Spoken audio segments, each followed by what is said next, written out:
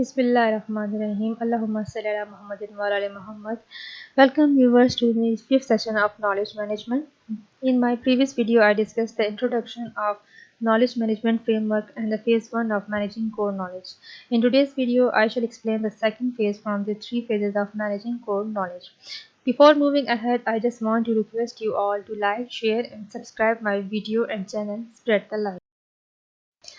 Let's start our today topic, knowledge management framework. These are some main points that will be discussed in this video.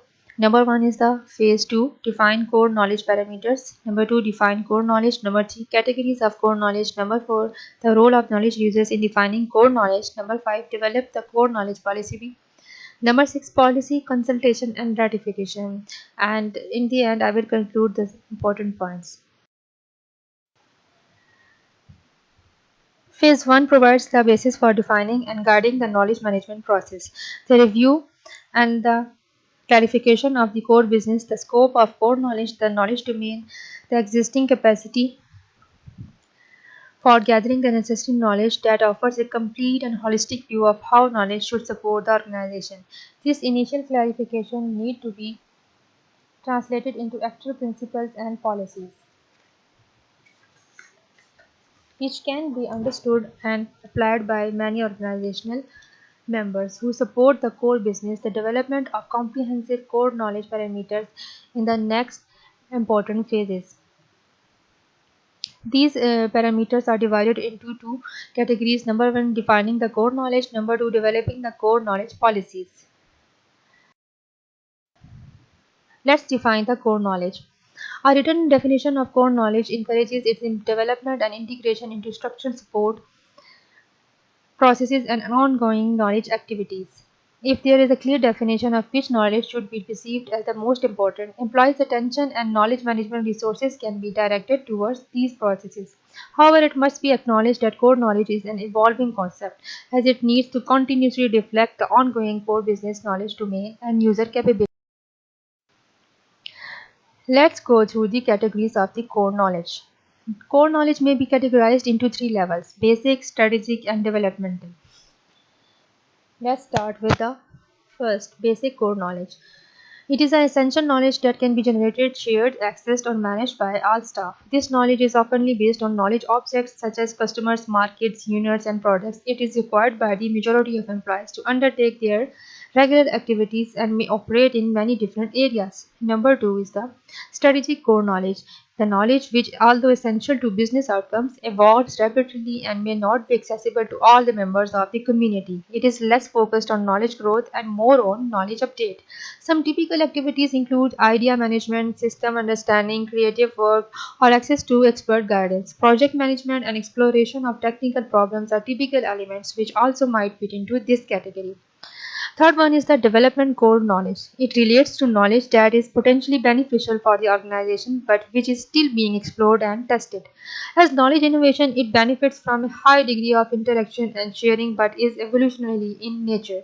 Ultimately, this form of knowledge, core knowledge, may progress to become strategic knowledge and possibly basic core knowledge as it takes stronger form and solidity.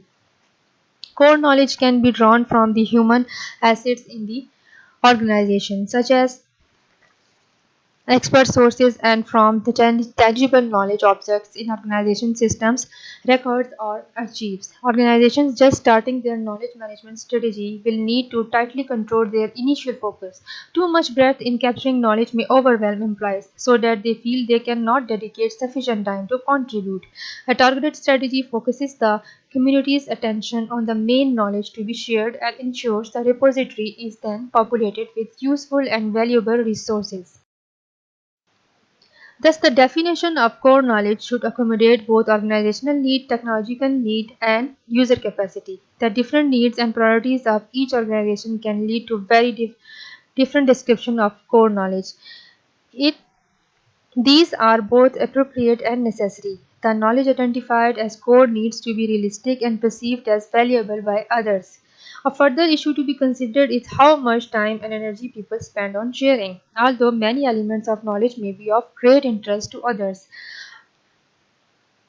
Absorptive capacity describes the capacity of knowledge users to draw and retain knowledge from the different sources they access. Will the gathering of too much organizational knowledge complicate work activities and strain employees rather than lead to higher performance? In most cases, organizations recognize the need to refine the core knowledge further so that knowledge which is more difficult to locate and retrieve and which is perhaps more strategic in nature may be emphasized. Thus, core knowledge may be broken into two categories. Number one, knowledge which is accessible in normal established channels, and number two, knowledge which requires more dedicated support and management through the knowledge repository and other content management system process.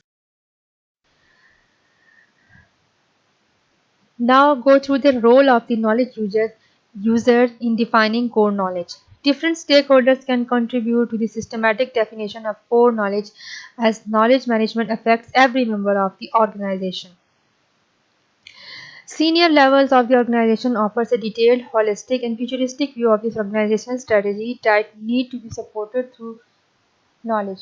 Middle managers tend to focus on the core knowledge components, which are greatest relevance to their area. Knowledge teams will have strong ideas about how knowledge should be grouped, classed, and defined. Candid dialogue about their perceived knowledge, core knowledge, and likely contribution may identify important issues for exploration. It can be seen that all levels of the organization need to test the defined scope of core knowledge for both relevance and viability. Clearly, feedback needs to be obtained from the various contributors. Various approaches can be used, including brief position papers, discussion sessions, focus groups, and requests for responses. All responses need to be considered as they offer a useful perspective on how the definition of core knowledge may ultimately be retrieved. Now, we will discuss the second important category of defining the core knowledge parameter, and that is to develop the core knowledge policy. The organization needs to convey its agreed core knowledge definition and expectation to all members of the organization to encourage maximum benefits for the business. Policies do not describe the process that will be out in place. Instead, they are framework to help people understand what is expected and the principles by which the system will operate. In the case of the knowledge policy, it is developmental and translation into real processes affect how people work. It cannot be constantly changing philosophy, so consultation in drafting stage is very important. Some of the dilemmas associated with developing our knowledge policies are described in next slides. Let's go through these dilemmas one by one. The dilemma one is what, how, and when will employees share their core knowledge? How the core knowledge can be managed and impact it will have on the way people perform their work roles needs to be considered when defining core knowledge. For example, Siemens approach strongly encourages team to share their project know-how and their technical, functional, customer, and market knowledge on an ongoing basis. To accomplish this level of commitment, the system must be practical, effective, secure, and capable of handling the volume which will be generated. Now, two is the who is responsible for carrying out this policy. Organizational process need to be owned, championed, monitored, promoted, and reviewed. If organization has designated CEO, this put a public face to the process. There are many leaders who can promote the adoption of core knowledge as a priority. They need to be involved in policy formulation and to be accountable for its implementation.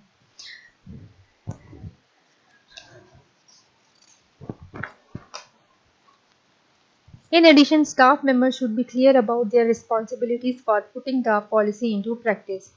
To achieve this level of ownership, organizational members need to feel the process is relevant, realistic, and useful.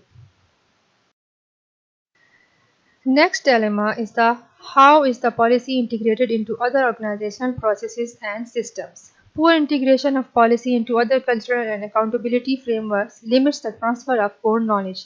It is most successful when firmly included in ongoing practices.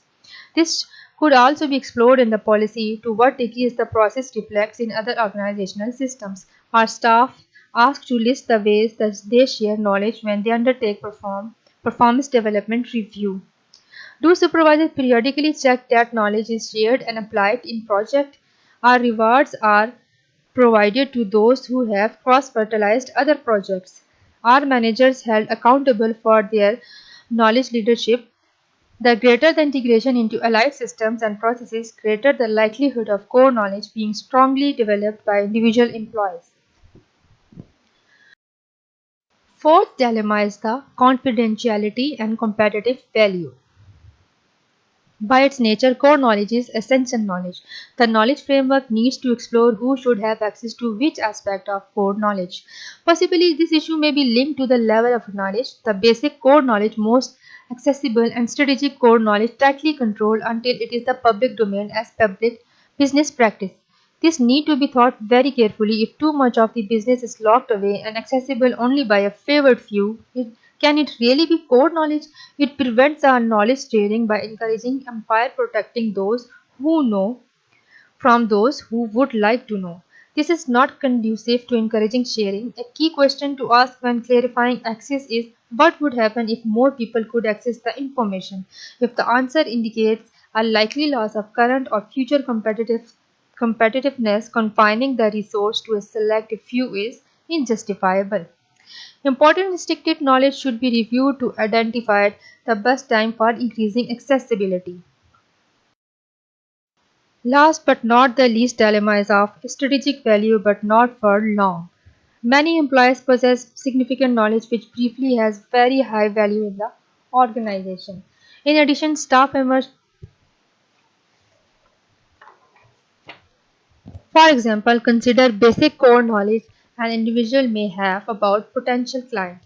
In the initial associative stage, this person would be in high demand and the firm seeks to establish a suitable relationship. Long term, this knowledge would become public and outdated as new relationships and networks are established. Instead, such knowledge is better gathered at the point of need. It does not need extensive documentation. Access to the knowledgeable person is a more appropriate approach. The knowledge network might be a better strategy as it evolves and adapts rapidly. Strategic core knowledge, on the other hand, may require careful management. This might relate to new products, campaigns, or deals which necessitate sharing in a secure environment. Developmental core knowledge can be captured and maintained to enable the tracking of the intellectual and creative processes that might be replicated by others. Organizations which temporarily employ contract experts may also see benefits in encouraging capture of core knowledge. Policies should be sufficiently robust to last a substantial period without change, but they should be regularly reviewed. After going through the dilemmas of the process of policy definition, there is another very important factor that is policy consultation and ratification. Consultation can be challenged when dealing with value-laden issues like knowledge management, as different groups will have different pictures of the desired outcomes. It is best to have strong and responsive director of policy development process as the overall philosophy need to be accurately captured and presented with enough sensitivity to reflect the different needs of various stakeholders. When attempting to create a best fit policy, it is important to reflect an overall perspective, although stakeholders may focus on what best suits their context and preferences. The policy director may find it useful, therefore, to initially draft the policy in consultation with senior members of the organization to ensure the strategic view is reflected and then to explore the suitability of both terminology and concept with other members of the organization. Policy consultation can take some time. Strong leadership is essential to ensure the final policy reflects the overall intention. The policy may need to go to board of directors for ratification, and unions may become involved as it has implication for workloads. At some stage, policy needs to be put into practice. Policy implementation and effectiveness should be monitored closely in the first year. If upgrading is necessary, the date of that upgrade should be noted on the document as reference point for users. Policies work only if they are actually known by users. It is important that managers and leaders are informed and guided as the policy takes effect. Alright viewers, now I will quickly review and conclude my today's whole session into these important points. Number 1. Basic strategic and developmental core knowledge categories can be identified so that members have strong understanding of the knowledge that should be shared. Number two, a knowledge policy can be of great help in translating this understanding into a tangible overview that worker may apply. Number three, also knowledge policies reflect some issues which are described in this session, clarifying the importance of core knowledge, the responsibilities of various stakeholders, and the overall principles to be followed. Now I want to share another very beautiful quote by Dr. Allama Muhammad Iqbal, our national poet, who said, "Inner experience is only one source of human knowledge." So it shows that our life experiences polish our acquired knowledge in a practical way. We understand the things with new perspective. Alright viewers, now we have come to the end of today's session. In my next session, inshallah, I shall share with you information about phase 3 on managing core knowledge, that is the development of core knowledge structure. I end up my video with this hope that everyone watching this video would be safe and healthy in this current scenario of epidemic. I request you all to not only take care of yourself but also to care for other people around you. Safety is the right of everyone. And remember, prevention is always better than cure. Thank you. Stay blessed and stay safe.